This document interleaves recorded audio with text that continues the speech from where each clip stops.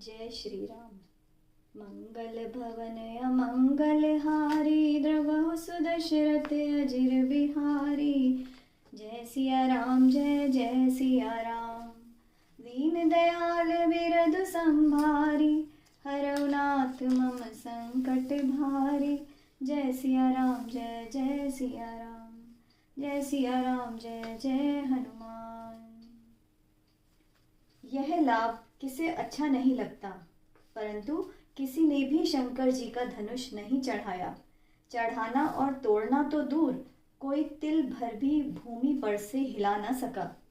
अब कोई वीर अभिमानी क्रोधित न हो। मैंने जान लिया, पृथ्वी वीरों से रिक्त हो गई। अब आप लोग आशा छोड़कर अपने अपने घर जाओ। ब्रह्मा ने सीता का विवाह लिखा ही नहीं। यदि प्रण छोड़ता हूँ तो मेरा पुण्य नष्ट होता है, इसलिए क्या करूं, कन्या कुंवारी ही रहे। यदि मैं जानता कि पृथ्वी वीरों से शून्य है तो प्रण करके उपहास का पात्र न बनता। जनक के वचन सुनकर सभी स्त्री पुरुष जानकी जी की ओर देखकर दुखी हुए, परंतु लक्ष्मण जी तमतमा उठे।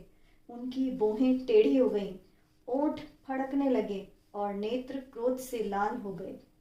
श्री रामचंद्र जी के डर से कुछ कह तो नहीं सके, पर जनक के वचन उन्हें बाण जैसे लगे। जब न रह सके तो श्री रामचंद्र जी के चरण कमलों में सिर नवाकर वे बोले, रघुवंशियों में कोई भी जहां होता है वहां ऐसे वचन कोई नहीं कहता, जैसे अनुचित वचन रघुकुल शिरोमणि श्री राम जी को उपस्थित जानते हुए भी जनक जी ने कहे हैं।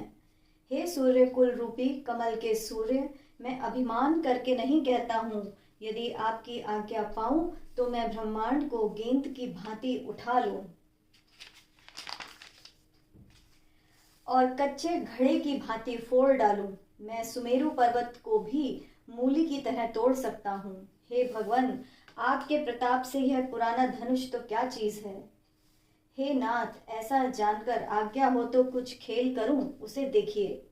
धनुष की कमल की डंडी की तरह चढ़ाकर उसे 100 योजन तक दौड़ा लिए चला जाऊं। हे नाथ, आपके प्रताप से धनुष को बरसाती छत्ते की भांति तोड़ दूं। यदि ऐसा ना करूं तो प्रभु के चरणों की शपथ है, मैं धनुष और तरकस को कभी हाथ में भी न लूंगा। जो ही लक्ष्मण जी ने ऐसे क्रोध भरे वचन बोले, पृथ्वी डगमगा उठी और दिशाएं कांप उठी। सभी लोग और सब राजा डर गए। सीता जी के हृदय में प्रसन्नता हुई और जनक जी सकुचा गए। गुरु विश्वामित्र जी, श्री रघुनाथ जी और सब मुनि मन में प्रसन्न होकर बार बार पुलकित होने लगे। तब श्री रामचंद्र जी ने संकेत से लक्ष्मण को मना किया और प्रेम सहित अपने पास बैठा लिया। विश्वामित्र जी शुभ समय जानकर प्रेम भरी वाणी से बोले, हे राम उठो, शिवजी का धनुष तोड़ो और जनक का संताप मिटाओ। गुरु के वचन सुनकर श्री राम जी ने उनके चरणों में सिर नवाया। उनके मन में न हर्ष था न विषाद। वे जवान सिंह को भी लजाते हुए सहज भाव से ही उठ खड़े हुए। मंच रूपी उंध्याचल पर रघुनाथ जी रूपी बाल सूर्य के उदय होते ही सब संत रूपी कमल खिल उठे और नेत्र रूपी भौरे हर्षित हो गए।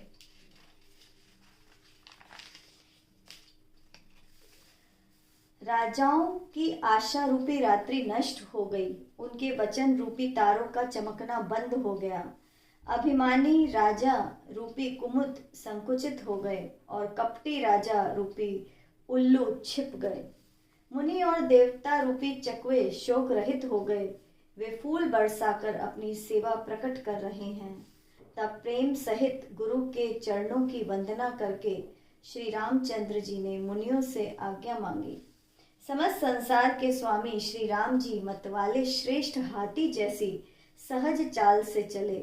श्री रामचंद्र जी के चलते ही नगर के स्त्री पुरुष सुखी हो गए और उनके शरीर रोमांच से भर उठे।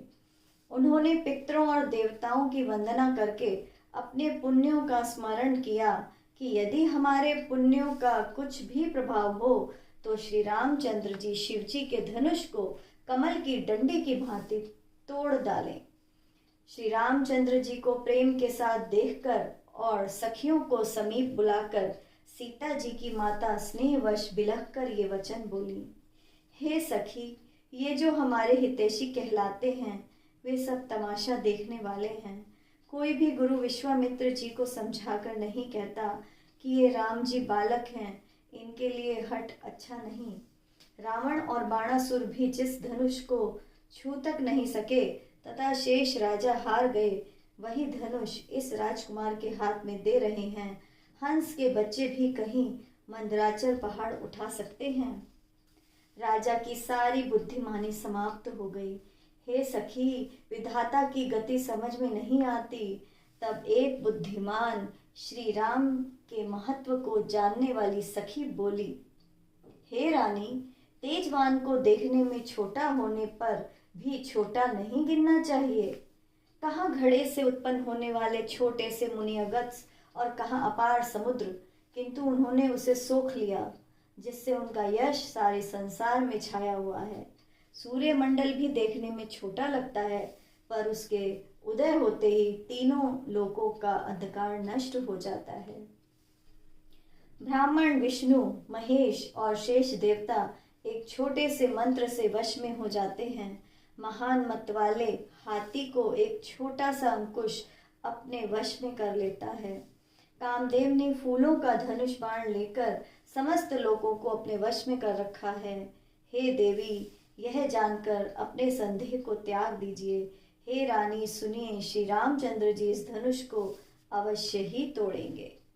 सखी के वचन सुनकर रानी को श्री राम जी के सामर्थ्य के संबंध में विश्वास हो गया। उनकी उदासी मिट गई और श्री राम जी के प्रति उनका प्रेम बढ़ गया। उस समय श्री रामचंद्र जी को देखकर सीता जी भयभीत होकर हृदय से अनेक देवताओं से मन ही मन विनती कर रही हैं। वे व्याकुल होकर मन ही मन मना रही हैं, हे शंकर, हे पार्वती, आप मुझ पर प्रसन्न होइए।